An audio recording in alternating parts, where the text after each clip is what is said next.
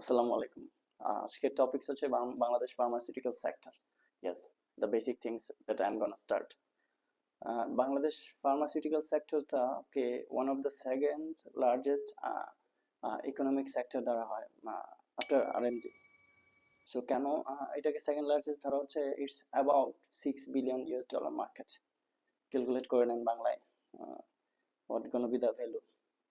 So pharmaceutical sector, Bangladesh pharmaceutical sector আমাদের local demand 98% fulfil করে থাকে। জাস্ট অনলি 2% আমরা ডিপেন্ড করছি ইম্পোর্ট ডিপেন্ডেন্ট মেডিসিনের উপর। এবং যেই 98% মেডিসিনের মধ্যে রয়েছে oncology product, hormonal product, insulin product, that means biotech product, and some other products.